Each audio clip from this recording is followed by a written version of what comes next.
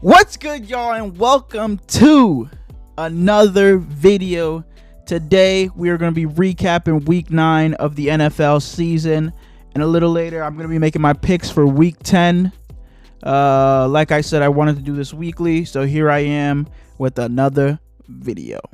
So what I wanted to start with today was a controversial take, some may say, that I had last week about the Baltimore Ravens. I had them coming out of the AFC, representing the AFC in the Super Bowl. I had them versus the Eagles. Some were saying, that I should be taking the Dolphins or the Chiefs over or maybe even the Bills over the Ravens. And I think this week solidifies, my decision, and further proves why I think I made the right decision in picking the Ravens to come out of the AFC. The Ravens are 7-2 on the season and are coming off a game where they beat the Seahawks 37-3. They held the Seahawks to 3 points. I think their defense on the season is holding opponents to 13.8, something like that, something crazy like that. Their defense is arguably the best in the league. If not them, maybe the Browns, but I would probably say they're number one right now after what they did last week. Lamar Jackson is playing at an MVP level. The defense is, causing a bunch of turnovers. I just think the Ravens are the best team in the NFL because they can kill you a lot of ways. They can beat you a lot of ways. Just last week against the Hawks, they had 298 yards on the ground. Lamar Jackson can throw for 4 touchdowns like he did against the Lions, or he can rush for 100 yards on you. They can beat you a lot of ways. The Ravens had 29 first downs to the Seahawks. I think it was 6. So 29-6. You're definitely in for a long game if you're the Hawks. If you're only having 6 first downs in a game, that Ravens defense is something special. The offense was averaging, I think, 6.9 yards per play. The time of possession was also another big thing. With the way they run the ball, you aren't going to get many opportunities, so you have to score when you can get the ball against the Ravens. They held the ball for 40 minutes. 40 minutes. So the Seahawks only had it for 20. The Ravens had the ball for 40 minutes. They can go on long drives, 8-minute drives, 15-play drives, because they can run the ball down your throat, and there's nothing you can do about it. What goes along with the time of possession is the Ravens ran 75 plays to the Seahawks 47. So, that's a recipe for disaster if you're the Hawks. There's no way you're coming out of that game with a win with the scoreboard and stats, looking like that. But as I was saying, the Ravens, man, their defense has been elite all season, holding opponents to 13.8 points. Lamar Jackson has been playing amazing football. They're 7-2 on the season. They're looking really, really, really good. I will say, coming into the season, I didn't have the Ravens being some, amazing, great team, or Lamar being in the MVP conversations, but here they are. They're looking really good, and as I said a bunch of times, I really think they're the best team in the AFC as of right now, and I don't think it's up for debate currently. Some stats I want to bring up on the Ravens. On the Ravens defense, to be specific, they're 11th in points given up, 1st in sacks, 5th in interceptions, 9th in turnovers, 3rd in yards allowed per game, 5th in passing yards allowed per game, 1st in passing touchdowns allowed per game, 10th in rushing yards allowed. It's really crazy what that Ravens defense is doing, and how well they're clicking. I think Geno Stone has 6 touchdowns on the season. They got Marlon Humphrey, Roquan Smith, Jadeveon Clowney on the D-line.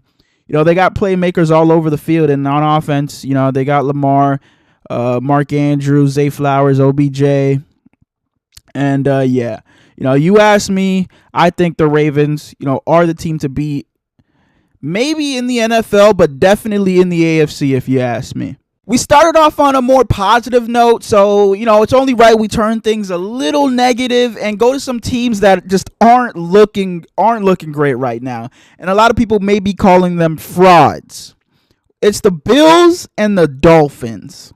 A big reason why a lot of people are saying the Miami Dolphins are frauds are because of the teams they've beat and the teams they've lost to.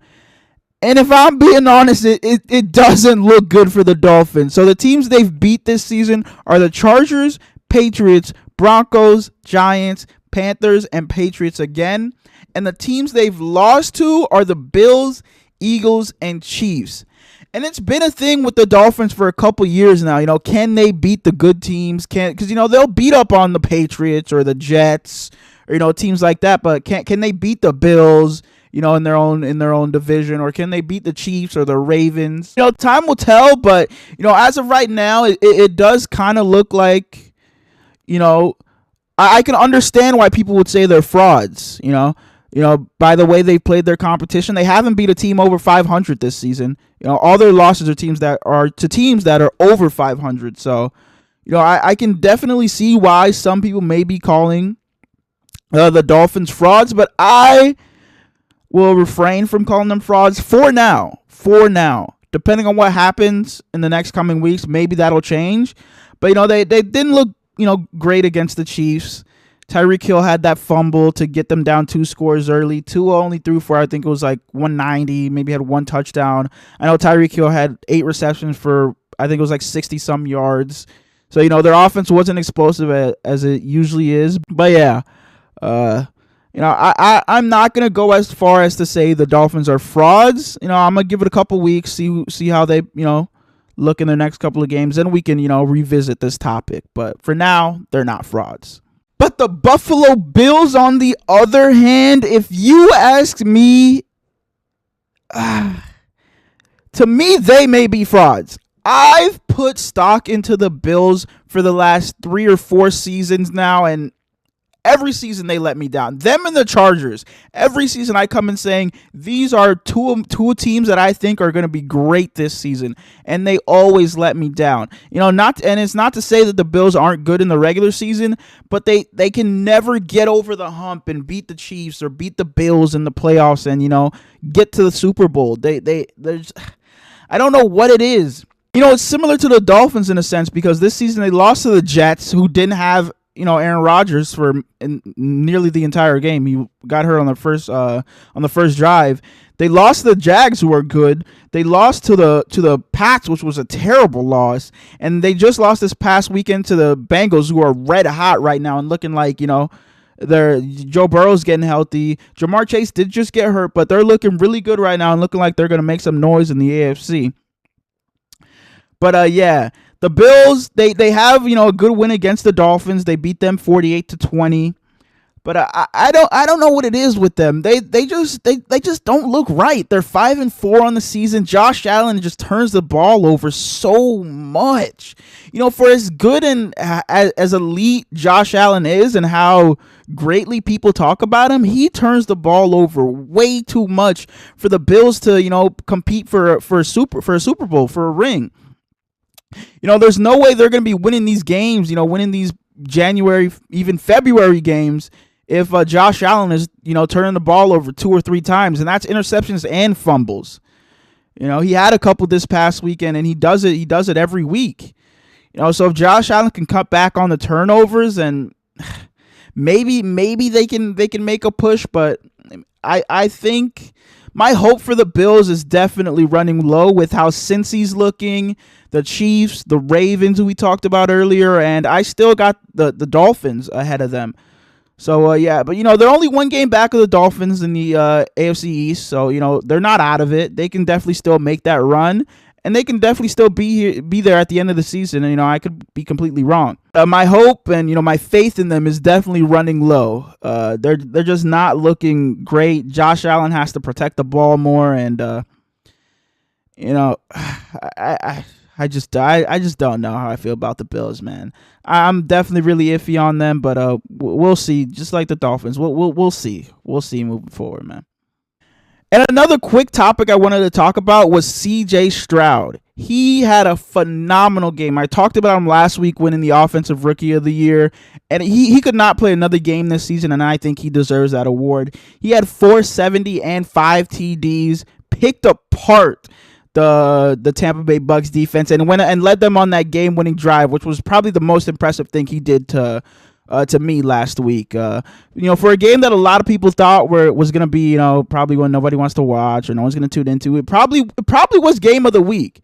I think the finals were end up being 37-30. I could be wrong on that, but yeah, Jay Stroud definitely balled out. The Texans are looking really solid. Shout out to D'Amico Ryans and the job he's doing over there, and shout out to C.J. Stroud. He's breaking that Ohio State quarterback curse. He really is. And I know people are going to say, Justin Fields, he broke the. No, CJ Stroud is breaking the Ohio State quarterback curse.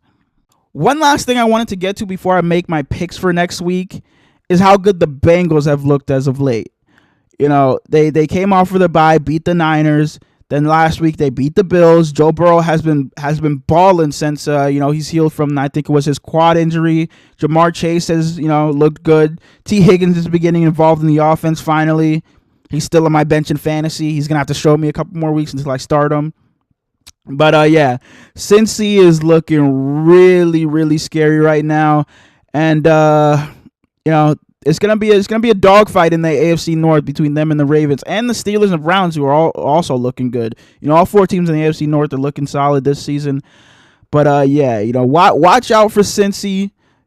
Some people may have wrote them off a little too early, because they definitely did start slow. Joe Burrow, Jamar Chase, and you can definitely see now it was definitely because of Joe Burrow's quad injury, and they're looking like top 5, top 7-ish team in the NFL right now, and they're only gonna continue to rise. So like I said, it's gonna be a dogfight in that AFC North. I'm excited to watch the Ravens and Bengals play. I'm not sure when it is. It may be week 13. Don't quote me on that. But I'm excited to watch that. That's going to be a hell of a game between those two. The way Cincy's looking and the way Baltimore's looked all season, that's going to be a great game. It's definitely a toss-up on, who wins that division right now. But, if I got to pick right now, give me the Ravens. But that's no knock to Cincy. They've looked amazing as of late. And now to end things off, I want to do a little fun segment, which I will probably do, every week from now on. I just wanted to make my picks for the week. Starting with Thursday Night Football. I don't know when this is going to come out. It may come out after the game, but it's not a good one, so it doesn't matter anyway. And knowing the NFL, this is probably going to be game of the week. It's going to be 45-42 game-winning field goal. But it's Panthers Browns. Give me the Panthers.